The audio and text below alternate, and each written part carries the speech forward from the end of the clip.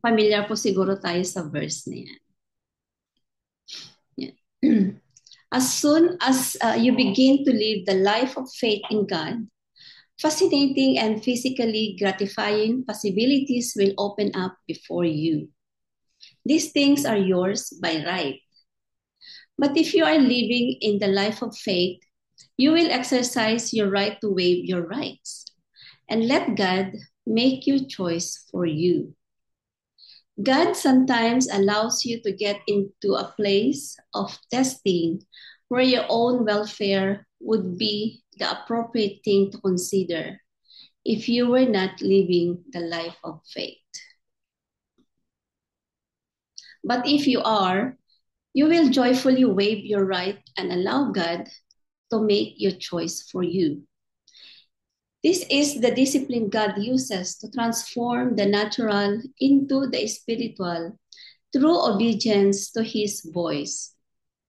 Whenever our right becomes the guiding factor of our lives, it dulls our spiritual insight and spiritual insights. The greatest enemy of the life of faith in God is not sin, but good choices which are not quite good enough.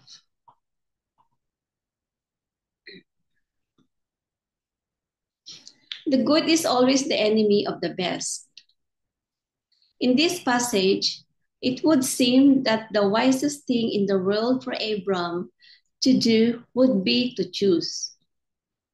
It was his right, and the people around him would consider him to be a fool for not choosing. So many of us do not continue to grow spiritually because we prefer to choose on the basis of our right, instead of relying on God to make the choice for us. Okay. We have to learn to walk according to the standard which has its eyes focused on God and says to us, as he did to Abram, walk before me, as can be found in Genesis 17:1. Tapos yung isang verse din natin na pinagbabatayan, tatagpuan sa Genesis 17:1. Sabi niya, when Abram was 99 years old, the Lord appeared to Abram and said to him, I am Almighty God. Walk before me and be blameless. Yan. So, I think yung verse natin, familiar po ba tayo dito? Yung between Abram and Lot. Anong kailangan nilang maghiwalay na? Matatagpuan po yan sa pinaka-verse natin if we read that in our own reflection sa Genesis 13. When Abram and Lot have to separate on their own ways, kailangan nilang mamili. But obviously, Abram has more the right to choose first kasi siya yung mas nakakatanda kaysa kay Lot. So that is his right. Abraham's right is to choose first. Siya dapat yung unang mamili. But instead, pinamili niya muna si Lot. Siya muna yung pinamili niya. O sige, mamili ka muna. Sabi niya gano'n. So which one do you want to take? So in that sense, si Abram, kahit na right niya yung, kung ikaw yung unang mamimili, of course, you have the chance to choose the best, di ba? Ako, doon ko pipiliin. Yung land na yun ang pipiliin ko kasi mas mas fertile yung soil. O kaya I'm going to choose to go to that place first kasi mas greener ang pasture. Ganon. But Abram didn't do that. So he let Lot choose first. Pinabayaan muna niya so Abram gave up his right to choose first. So kung ano yung hindi pipiliin ni Lot, yun ang pipiliin niya. So then si Lot, nagkaroon siya ng chance to choose whatever he wants. Di ba? Napakagandang gesture yung ginawa ni Abram kay Lot. So wisdom from Oswald, sabi niya, God engineers circumstances to see what we will do. Will we be the children of our Father in heaven? Or will we go back again to the manner, common sense attitude? Will we stake all and stand true to him?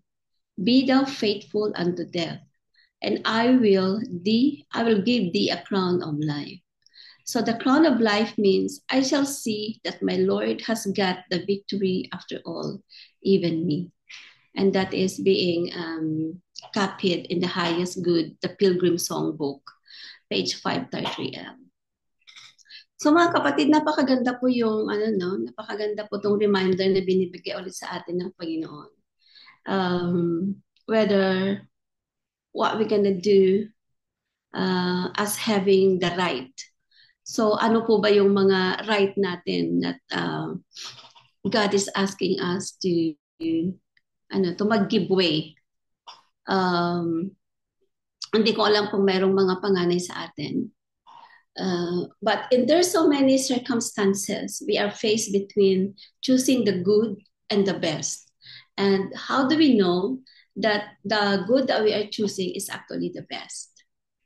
Yun yung magandang katanungan doon eh.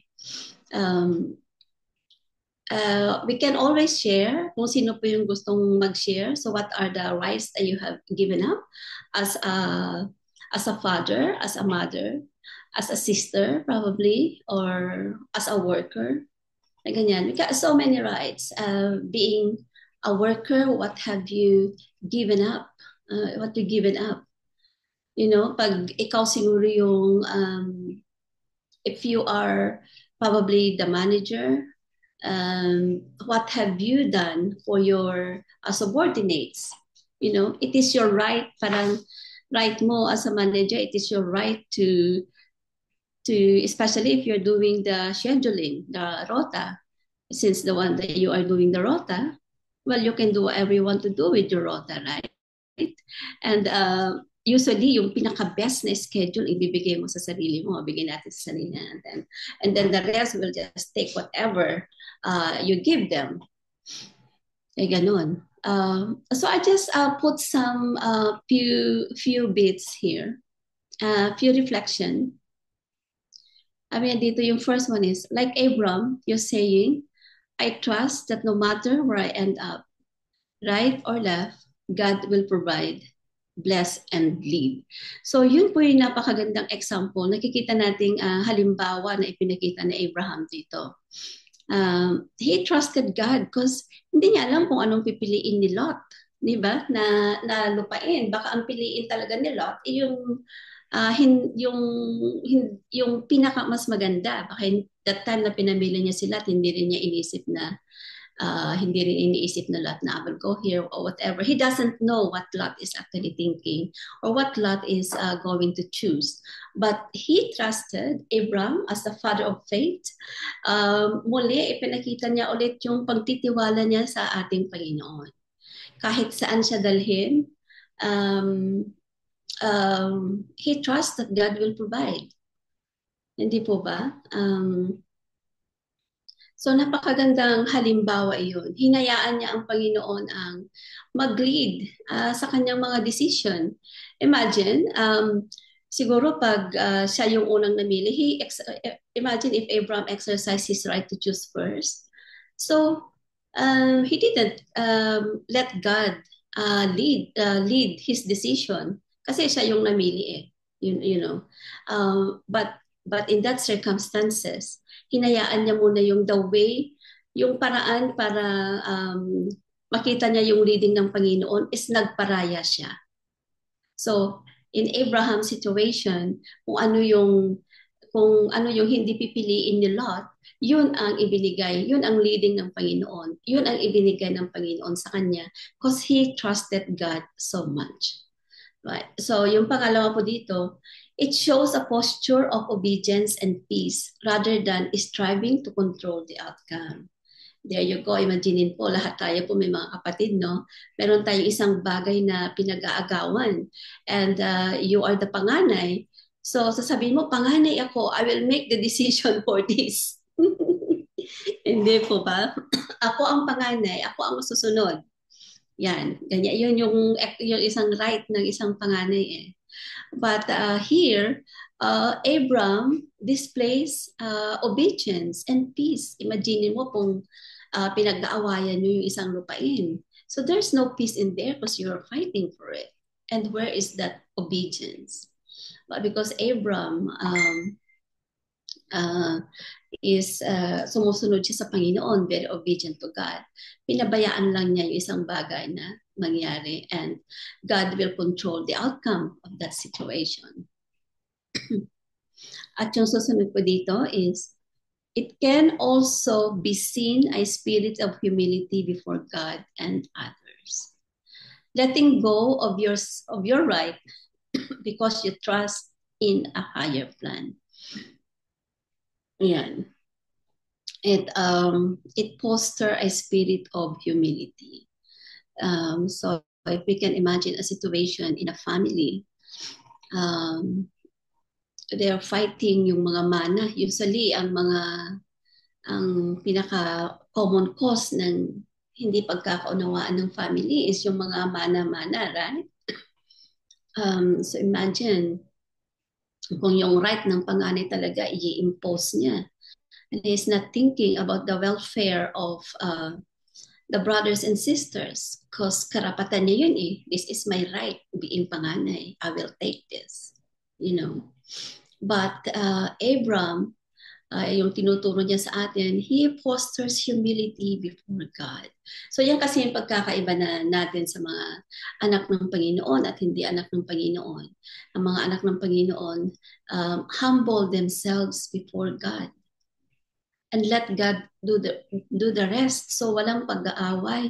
Imagine how peaceful would be a family that doesn't fight for something, you know, for something. Or even in the ministry, it's not only in the family, or even in the ministry, imagine mo sa isang church, mag-aaway-away for a position, right?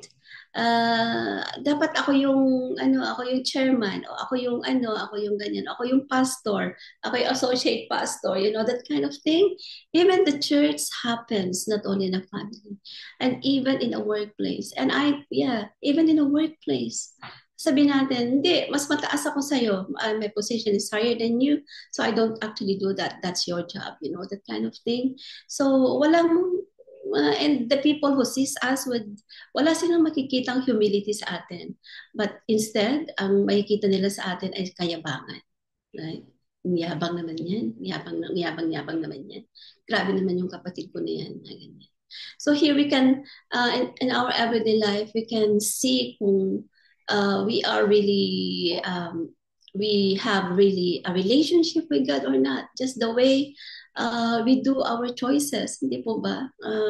Parang napakasimpleng bagay, but it shows who we are with God. You know, yung relationship natin sa Kanya. Another one is, when you let others choose first, you are trusting that God's hand on your path wherever it leads. So again, yan na naman po yung isang lesson na makukuha natin sa verse na yan. When you let others choose first, you see yung example na binibigay natin sa iba. Well, you go, you choose first, choose whatever you want. You know, just that kind of thing, simple thing. Just choose, just get whatever you want. Yeah. But if we have that kind of attitude, alam talaga natin that we are trusting God. Right? Parang si Abraham, hindi kunin mo lang kung ano yung gusto mo, go for it. Kunin mo kung ano yung gusto mo. You don't care kung ano yung maiiwan sa'yo. Right? Because kung ano yung maiiwan sa'yo, sabi nga dito, because you are trusting that God's hand on your path.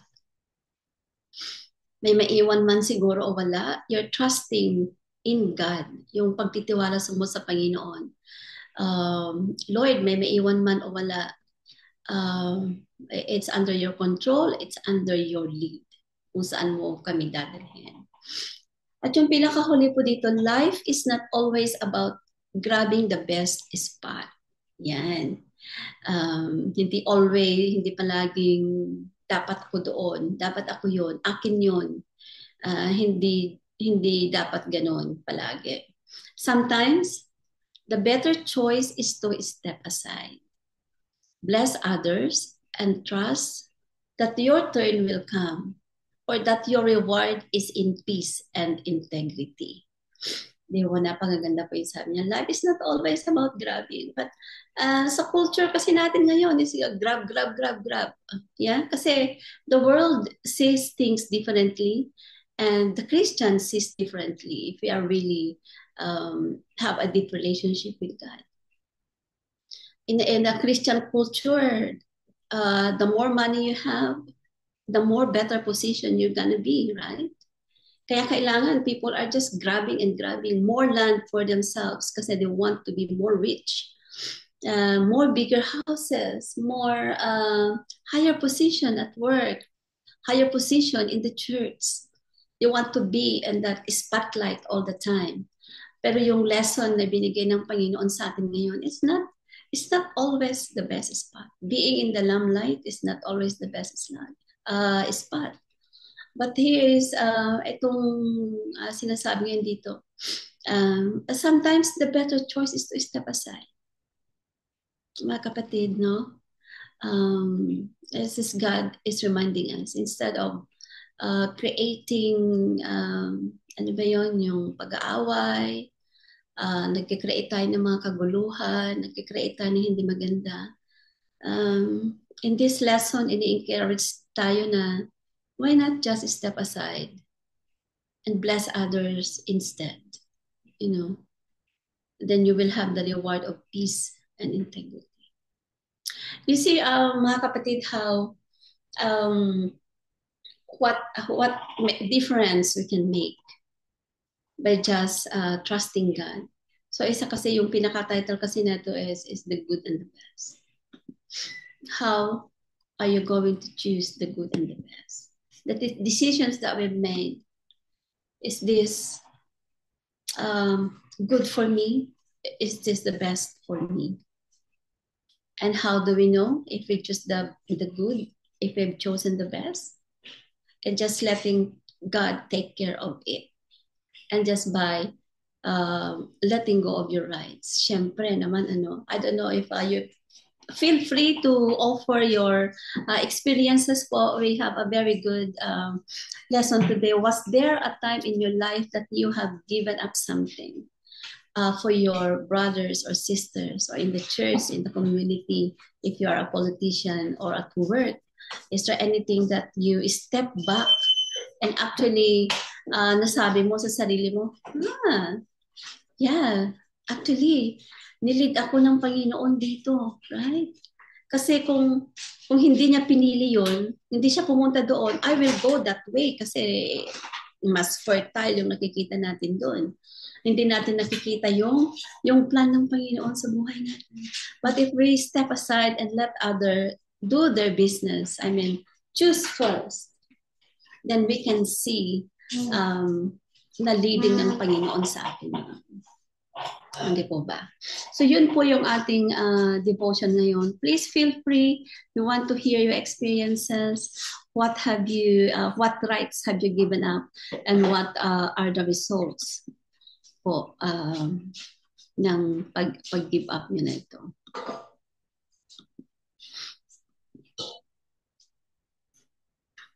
Do you have any experiences?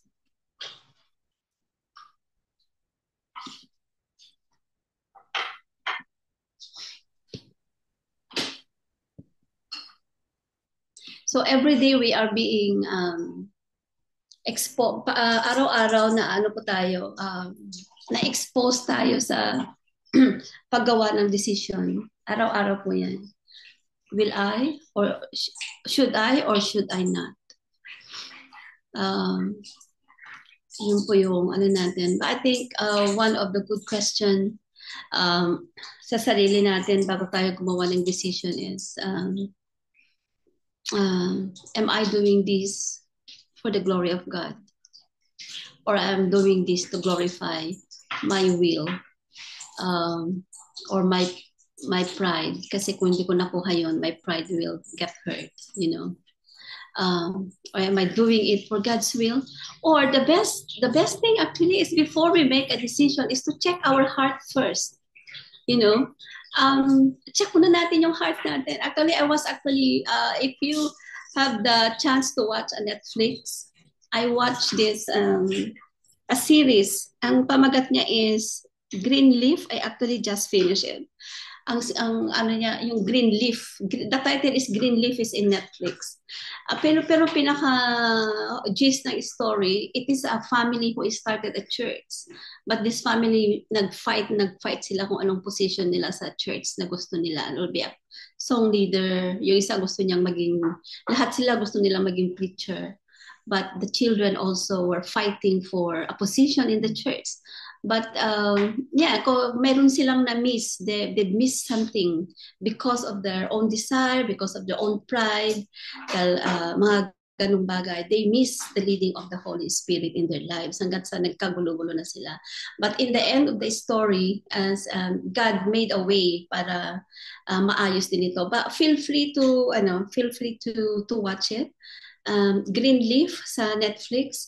Siguro sa beginning medyo ma-disappoint kayo. I just stayed watching it because I was curious kung ano yung gagawin ng Panginoon sa family na yon. And I was so glad with the ending of the story because God made a way. Talagang nag-undergo sila ng testing and trials and painful situations. And yung reflection ko doon, nakita ko doon that God actually made a way for them to be united again at para makita ulit nila yung will ng Panginoon sa buhay nila. So please feel free to watch that one. And yung isang naano ko doon, yung isang na-pick up ko na magandang lesson, sabi ng father sa kanyang sa kanyang anak na panganay, sabi niya, before you make a decision, any decision in your life, sabi ng father, sabi niya, you check your heart first. Check your heart first. Are you doing this because of love? Or are you doing this because of your own self? Or yung kung ano makukuha mo para sa sarili mo? If you're doing this because of love, then go for it. But if you're doing this because of your pride or your self-satisfaction, then don't go for it. Yun yung pinaka nakuha kong doon. Lesson doon. So please feel free to, marami po tayong orders. And we want to hear your stories po. Napakaganda po ng ating lesson ngayon. I think nag-open ng camera kanina si Pastor Rory. Pastor Rory, do you want to say something?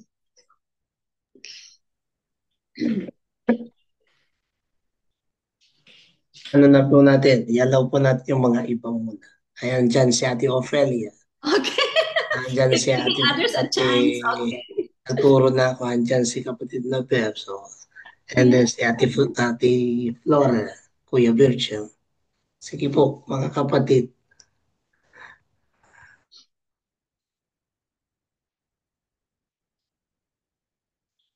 It's sharing time. Tayo po naman ay oras na para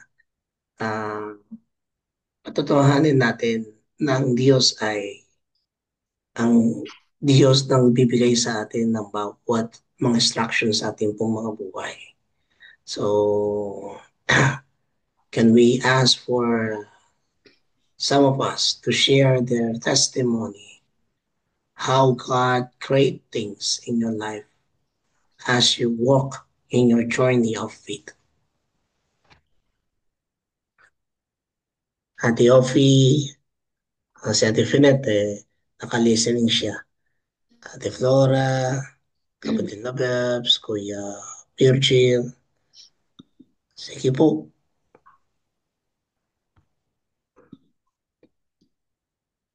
Nakamute pa rin eh. Actually, in everyday life, talagang nasasabak tayo dyan. Ano bang tatahakin kong daan? Left or right? Yan. Very common sa trabaho namin. I always ask staff to, kung pwede silang, kung hindi kami busy, do you want to take a day off or I'll take a day off? I usually give that choice to staff. Sabi ko, we are overstaffed today, my staffing issues. We are overstaffed today, sabi ko sa kanila, who wants to take a day off? So I let them choose first kasi baka may plano sila on the day. But you choose, do you want to have a day off? Mga ganyan, inuuna ko yung pinapapili ko sa kanila. Pag sasabihin nilang they don't want to take a day off, then sabihin ko sa sarili, okay Lord, you want me to have a day off today? Ako yung magde-day off. You know, anything talaga mga kapatid, every day we are faced in this dilemma of making the right decision, of making decision. Ano ba yung mga decide natin in our family, in the church? How about in the church? Ano yung mga nag-decision natin na inuna muna natin yung iba, that we gave up something. We thought we gave up something, but it's the will, the leading of leading of God in our lives. Di ba ngayon? Yun? Hindi po ba nangyayari sa atin yun? Sa ating ano, sa ating church? I hear a lot of things. Yeah, we've experienced a lot of things in the family. Yeah, how about in our family? Well, I don't know. Yeah, probably dahil wala namang nagsishare. So I will just share a story. Kaming hindi kami magkakapatid, but in our father's side, ang father namin is pinakabunso. But then, hindi namin nakuha yung mana namin na lupa, that is in Tarlac. Kasi yung pagkakagawa ng parang isang malaki, parang compound pero malawak siya. And then lahat silang anim na magkakapatid, may kanya-kanya silang lupa, right? At yun na yung pamana nila, yan mga bukid, mga ganyan-ganyan. But because we didn't live in Tarlac, nag-move kasi yung parents ko sa Isabela. So hindi talaga kami lumaki sa Tarlac. So hindi namin na ano yung lupa namin doon. Kahit nung buhay pa si Papsi, dahil nasa Isabela naman kami, sila yung nagbubukid, sila lahat ng gumagawa ng lahat ng bagay. And then nung namatay na si Papsi, sabi nung mga anak-anak na nila, mga pinsan na namin, kanilang ganun, oh, I don't think ibibigay na namin yung lupa sa inyo. Kukunin nyo na ba yung lupa? Sabi pala. Kami namang magkakapatid, wala naman kami sa Tarlac. So, opo, kasi kukunin po namin dahil para may remembrance po kami kay Papsi. Parang ganun yata yung naging ano namin. Kasi sa amin naman yan. Yan naman yung rapat para sa amin. But then they started to, yung parang wala naman kayo dito, hindi naman kayo nagbubukit, mga ganyan-ganyan. Siyempre wala na si Papsi na magsasabi na no, that's actually, although may mga papeles na that is ours, kay Papsi yun, na dapat mapupunta namin. But then they decided okay lang, bilhin nyo yung land. Sabi namin, paano mo bibilin yung land? But anyway, sabi naman namin magkakapatid, yung isang pinsan din namin na nasa Mindanao, ganun din yung nangyari. Namatay yung parents nila, but they fought for their land. Yung mga ganun, kailangan, kung sino man yung, yung pinaalis nila, yung mga ganyan-ganyan. So there's fighting in the court and there is fighting in the... So nasira yung relationship. Pero kami magkakapatid, we didn't choose that road. So sabi namin, hindi naman tayo lumaki sa Tarlac. Yung naging decision namin. At hindi naman talaga tayo nagsasaka, yung parang ganon. So why would we fight for the land? Sabi ng yung mga kapatid ko, kami lahat, that's our decision. So instead of us fighting in the court, instead of us shedding a lot of money kasi gusto na nilang ibenta, bibili namin yung sarili naming lupa, kind of thing. At masisira ang relasyon, we'll just give it to them. So, yun. Sabi namin, okay, that's fine po. If you wanna take it, just take it. Tapos sabi nung mga iba namin mga pinsan, bakit hindi nyo kinuha? Bakit hindi nyo ipinaglaban sa inyo naman yun, pinamana sa inyo yun? Sabi namin, if we have to fight, then that's not a good thing. If you have to do a lot, kasi kahit pupunta ka doon, makukuha mo man yung land, mag-aakaaway naman kayo, baka mamaya Pilipinas pa, papatayin ka pa. You know, that kind of thing. So it's not. So we prayed about it. So sabi namin, and then yun naman ang leading ng Panginoon, just give up of the land. Just give it up. And bahala na sila if they wanna. Ay ngayon, ang nangyari naman doon, dahil that's an extra land for them, pinag-aawayan naman ngayon nilang magpipinsan doon kung saan mapupunta yung land na yun. So sabi namin, bahala na kayo kasi ayaw yung ibigay sa totoong may-ari. Ngayon naman, sila naman magpipinsan doon ang nag-aaway-away kung, kung paano nila makukuha yung lupa na yun. Sabi namin, oh, that's fine. That's our decision as magpapamilya. So, yun po. It's not the God's will for us. If your decision cause you mag-create sa'yo ng walang peace, walang ano ba yun? There's no peace. Palaging it will create fighting and things like that. Hindi yun ang will ng Panginoon. I think that is not God's will. No? Okay, so kung wala pong mag-share, so Pastor Rored, give it to you. And thank you mga kapatid. I always praise God for reminding us once again that we always prioritize Him in everything that we decide and everything that we do. Ano po? And yeah, back to you, Pastor Rory. Thank you so much. Salamat po, Ate Ruth. Praise be to God for such a great testimony na kung saan po yung ating pong narinigan, napakinggan. May God first in our life, in every decision that we make. Sige po, let us go now to our prayer blast. Before we go there, let us continue to worship Him and adore Him. Lord, we know that you are the Almighty God. You are the creator of all things.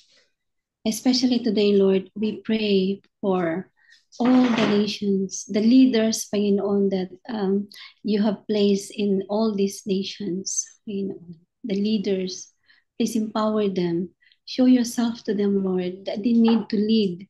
They need to lead the people like how you asked Abram to lead the people out of Egypt. Or Moses, yes, Father. Thank you so much, Lord. Lord, kayo po ang pinakamakapangyarihan sa lahat. We may not know everything that is happening, but you know everything that is happening, Lord.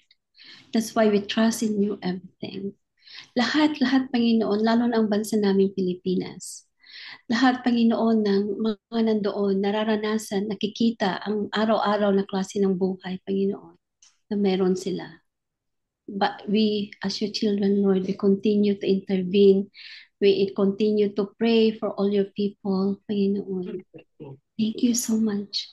Lord, please take care of us. And the failings of our leaders, Lord, mga leaders namin, mga nakaupo ngayon na sana maging puno ng bawat bansa, Panginoon.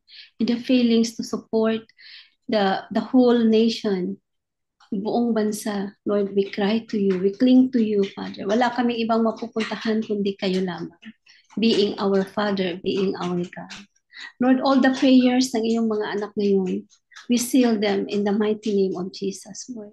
And we pray, we expect, Lord, that we will get the answers according to your will. We commit to you everything, Lord. In Jesus' name, amen. Amen and amen. Thank you, Ate Ruth. And now, can I ask for listening? Ate Ophie, can you pray for the church and ministry? Are you available po? Sorry. Apo, sa church and ministry po, ate. Ngayon na Thank you. po. Apo. Okay. Let us pray, Father God. Lord Jesus, we keep on praying, Lord. We continue to pray for our church and ministries, Lord, especially the leaders, the pastors, the deaconesses, Lord, the members as well of the church, Lord, to continue to be in line with your with your words, Lord, as we live our life every day. Lord, na ikaw lang ang susundin your commandments only. And Lord, we pray as well for the unity of the members of the church and the leaders as well, Lord, that they will not be conformed of the works of this world, Lord, but will be a role model or transform their life as well, so that all the members and all the leaders, Lord, leaders of the churches, they will see Jesus' life in them as well, Lord. And I pray as well the um other denominations all over the world, Lord, that your name, Jesus, will be lifted up, Lord. Wala nang iba. And I pray as well for the wisdom and strength and integrity of all the leaders as well, na pamumunuan nila, Lord, yung church nila with a good intention as well, Lord, na wala nang ibang susundin, Lord, kung di yung word mo, kung di yung kalooban ng Holy Spirit, Lord, as they live every day. Lord, we thank you as well sa binibigay mong mga um, possibilities sa church, Lord, na yung mga blessings na tatanggap nila, Lord, yung mga challenges sa churches, Lord, sa mga members as well, Lord. They must learn that, excuse me, that it has to grow without those challenges, Lord. They face every day in every situation, Lord. There is no growth in the church. So, Lord, we praise you. And we thank you as well sa life ng each and every one, Lord, sa mga leaders na that you give them the strength, Lord, to stand up on the role as a leader of the church. So, Lord, we thank you that you're always with us. You're always with them as well, Lord, guiding them, leading them, and teaching them in every challenges in their life. And this is my prayer in Jesus' name. Amen and amen. Amen. Amen and amen. Ano po ba sa atin na dumating ang araw ng kanilang kapanganakan? Anibersaryo? Sige po. Kung wala, dadako na po tayo po sa panalangin po ng pasasalamat. Kuya Virgil, can you pray for us for the Thanksgiving prayer? Sige po. Salamat po. Our most gracious Heavenly Father, hallelujah. Lord Jesus Christ, hallelujah. Holy Spirit, our triune God, we praise you and thank you, Lord. We're grateful for this wonderful Sabbath day, this Sunday morning, for praising you and thanking you for all the blessings you have been giving us, O Lord. Thank you, Lord, for our sister Ruth, for giving the message that you impart on her through Pastor Oswald Chambers. Lord Jesus, thank you for her life. Give her strength, give her more wisdom, and bless her family, O Lord, that all she will be doing will be on your glory and uh, for your glory, O Lord, and for your blessings, O Lord. Lord Jesus, we pray that each and every one of us in this daybreak global, you will bless this day, O Lord, for healing, for opening our ears in listening to his message or to the message that you have given her. Lord Jesus, we pray for our Pastor Rory, Sister Pinette, Sister Babes, Sister Ophelia, Sister Flora, and Sister Ruth, O Lord, and myself, that you will bless each and every one of us every day, O Lord, that you, all blessings upon blessings and favor upon favor, will be with us, O Lord Jesus. We ask this in the name of Jesus Christ our Lord, that we will be temporarily be away from each other, and tomorrow we will be meeting each other again as your plan. will be done, O Lord, in your perfect plan. Amen and amen. Amen and Amen. amen. Amen. Sa ating pong pasamantalang paghihiwalay mga kapatid kay Kristo Jesus, tanggapin natin yung masaganang biyaya ng Diyos Ama, ang pagmamahal ng ating Panginoon Kristo, ang pagsakop, pangunguna ng Banal na Espiritu sa ating buhay.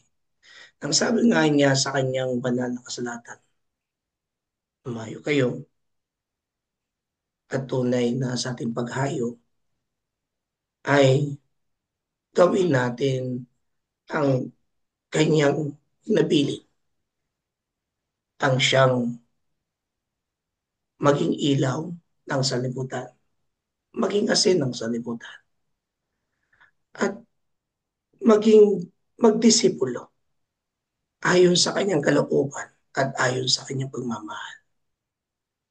At sa ating paghayo, tanggapin din natin ang kanyang wagas na proteksyon.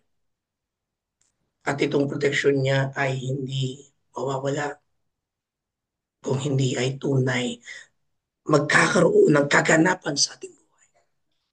Sapagkat siya'y sumasa atin ngayon at kailanman. Amen at amen. Amen.